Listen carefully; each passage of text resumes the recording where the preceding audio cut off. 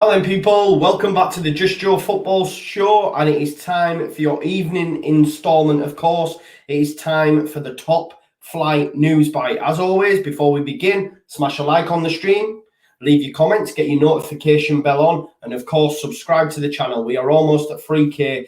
I know that might be doing a lot of your heads in, but I'm going to keep ramming it on, because if I don't ask, I won't get. So listen, please subscribe to the channel and like the video. We've got loads to get through today, as always, and I hope you enjoy the video. Remember, like. Heard it right. It's going to be Just Joe, and it's going to be all about football. He showed descent.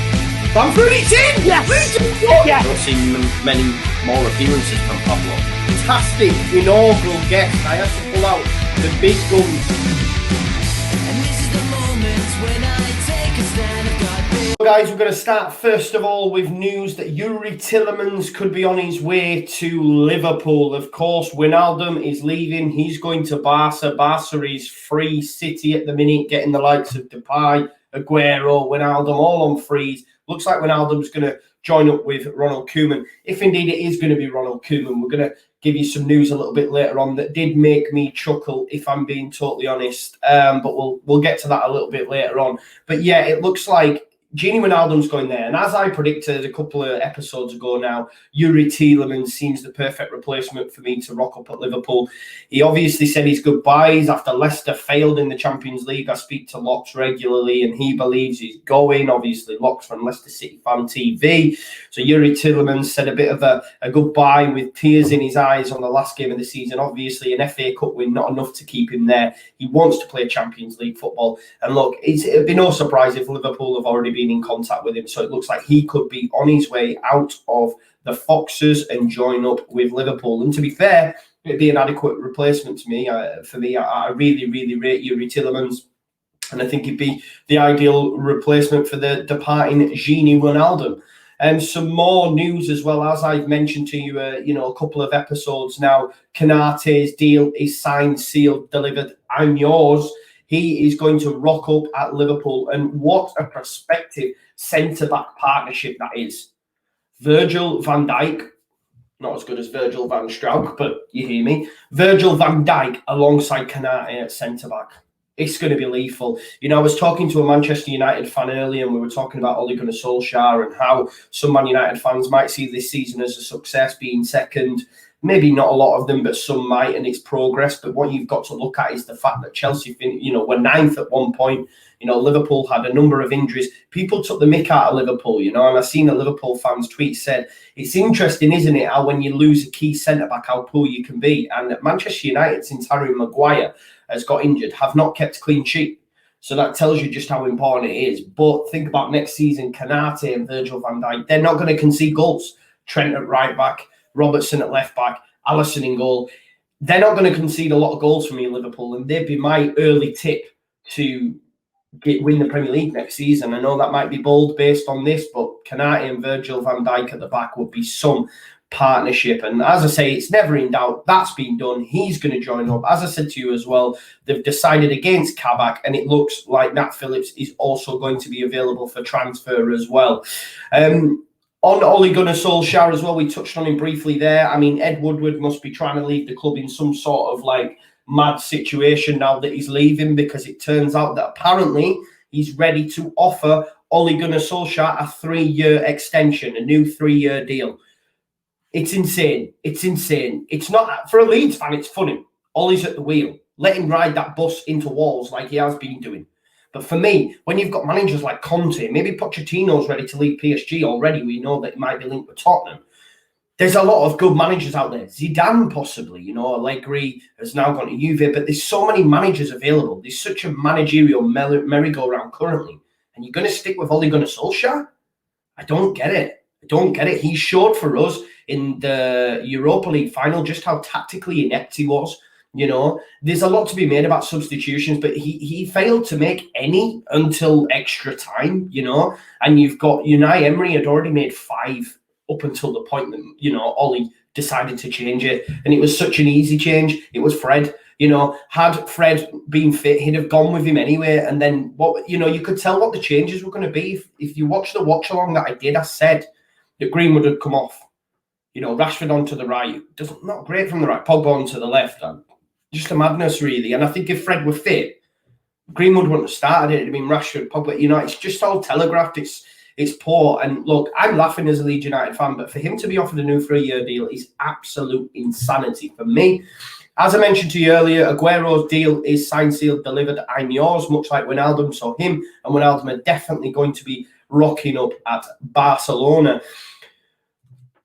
Haaland's done an interview as well, which was quite a surprising one for me. Erling Haaland come out and said basically, look, Borussia Dortmund say I'm 100% staying this summer. I have a contract with them, so I'll be respectful. The Champions League spot secured was so important to me. I want to play Champions League football, and I have big dreams. So is that Haaland saying the fact that we qualified for the Champions League, I'm happy where I am? I'm happy where I am? Because ultimately we know that next season, Erling Haaland has a clause in his contract, which means he can leave for next to nothing in comparison to what he's had. He'll go to the highest bidder. From Haaland's perspective, Raiola's perspective, his agent, of course, and his dad, I think it's like a 70 million release clause next summer. Yeah. So if Dortmund don't get the money they want and he stays and he looks like he's happy to do so because he's getting Champions League football, if Haaland next season is at Dortmund and a number of clubs hit his release figure, which is 70 million, I believe. I might be wrong. Let me know in the comments. But let's say it's 70 million. Think of how many clubs have the money to say we'll hit that release clause, which then puts the ball in Haaland's court because he can choose from a number of clubs which ones he wants to go to. Imagine you've got 5 clubs all wanting you. Imagine the money you could get on the back of that. We heard earlier on in the year how Raiola and Haaland, his dad, Alfingo, wanted money as well. Imagine how much they could demand if a number of clubs, it was like Madrid, Barca, Manchester United, Manchester City, Chelsea, Leeds. We know Pit Leeds if that was the case, but we ain't got that kind of money. But all them clubs, it's like, oh, they're offering me $500,000 a week. Or we'll offer you 550 grand a week. Do you know what I mean? So the ball's in his court. So it would be a smart move for a lad. I know football's not about money, but it's a big part. It's a big part. As mentioned to you earlier, Allegri has been confirmed as Juventus' new manager until 2025. Obviously, Pirlo was recently sacked. Some more news on Manchester United as well. Jadon Sancho, he's back in there. Dortmund are aware of it. It's the most realistic destination for Jadon Sancho. I mentioned a couple of weeks back that maybe Chelsea were interested, but it looks like Manchester United are in talks with Sancho's representatives, and Sky Sports News have been told, as it stands, Manchester United represents the most realistic destination for Sancho. A number of clubs are interested, but it looks like that's going to be the place. I think for me, for Manchester United, I've seen Manchester United fans mention it and say they'd rather have Sancho over Kane for long-term longevity, etc. Maybe Kane won't even go to Manchester United, but forget Sancho, get Kane. That would be my thoughts, But it looks like Manchester United, the transfer that never was last season, looks like it's going to rumble on. Maybe we'll finally pull on the Manchester United shirt this summer. We will have to wait and see. Hopefully he has a great Euros regardless. Also, just some more Manchester United news. There's a lot of Manchester United news at the minute, ain't it? You Leeds fans are not going to be happy. But it's been revealed that apparently De Gea may be involved in a swap deal for Oblak. Obviously, we know that Oblak is at Atletico Madrid. David De Gea started his career out there, and it could well be that he is offered as a make-weight plus fee on top for the signature of Jan Oblak. So Jan Oblak could be rocking up at Manchester United. De Gea, look, his dream was Real Madrid, wasn't it? And obviously when Courtois went there, that dream was done. There's no way De Gea has that pedigree anymore. He's certainly fallen off a cliff, and especially in Manchester United fans' eyes after he missed that penalty. I think it's a bit harsh personally. He's a goalkeeper, you know what I mean? It is what it is. But apparently, he could be offered in a make-weight on top. They're saying that Oblak could cost around 70 million, okay? So it looks like they might say, here's De Gea an X amount, It's mad as well when you think 70 million for Oblak, who is an amazing goalkeeper. The fact that Chelsea paid what they did for Kepa Arrizabalaga, it's a madness. But Oblak could be on his way to Manchester United and De Gea going the other way. PSG have come out and said they have no intention of letting Mauricio Pochettino leave the club.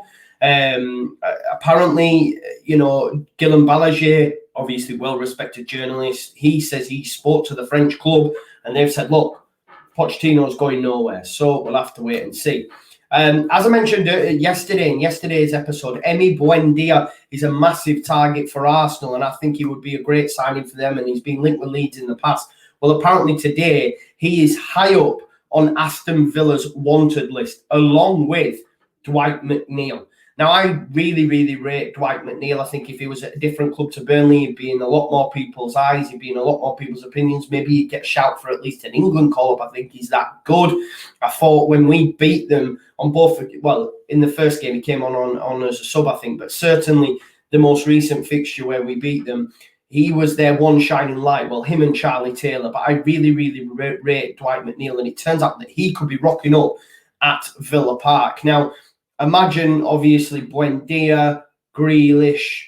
They have McGinn behind as well. Buendia, Grealish, obviously, the signature of Dwight McNeil, Watkins up top. Villa are building a good side there. They have backing, they have money. They've had a good second season. They'll look to go again. So Villa might well be at the top of English football for a while. I think, they're much like Leeds United. They're a huge club, and with the right backing, they can continue to grow, and I feel the same about my club. So, I think if they were to get Dwight McNeil and Emi Buendia both in the door, they'd be great signatures for Aston Villa. And that's reported by The Athletic, and we know that The Athletic is well respected. The oracle that is Phil here rocks up there. So we know that that's the case. As I mentioned to you earlier as well about Ronald Koeman, apparently his agent is really disappointed after the Barcelona president Laporta basically said, and these comments are absolutely crazy. Imagine this being spoke about you.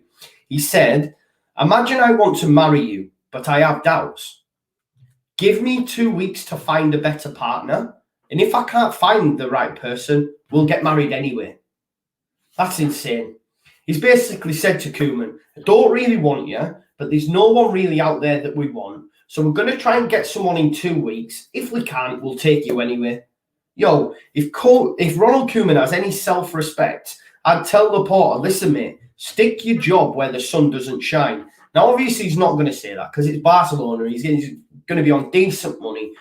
I just think it's insane. Like, if my manager, I don't work currently, as you know, I'm in university soon, but if your manager came to you and says, "Listen, we know you're doing a job. However, give us 2 weeks. If we don't find no one better, you can have it anyway." You'd be like, "Listen, mate, stick your job up your ass. I'm off." So I just thought that was really insane, and rightly so. Koeman's agent and his agency and him himself are not going to be happy with that, because if after 2 weeks they don't get anyone, he's going to have to work under Laporta and be like, "Yo, the guy doesn't even want me here." So I think it's a madness. It really is a madness. Also, some more news, guys. David Alaba has been confirmed as a Real Madrid player now. He's been contracted until 2026. Salary around 12 million euros per season. Imagine that. Yo, honestly, I'm on UC right now. Imagine 12 million a year. Wow. Barcelona are open to sell Philippe Coutinho this summer. Apparently, Arsenal are not interested. They have said, "We do not want Coutinho." That was a club that reportedly was interested last summer. But as of today, Arsenal is saying no. There's going to be a lot of change at Arsenal. Obviously, we mentioned yesterday, Xhaka, Willian, Bellerin could all be on the way out of the club. They're looking at Buendia. They're looking at other targets. So one that they're not is obviously Philippe Coutinho. Where Coutinho rocks up, I'm not sure. But obviously, that was some right deal for Liverpool when they sold him, and he's not had the best career since. And also, just to finally finish, guy, talks between Eddie Howe and Celtic have become, they've broken down.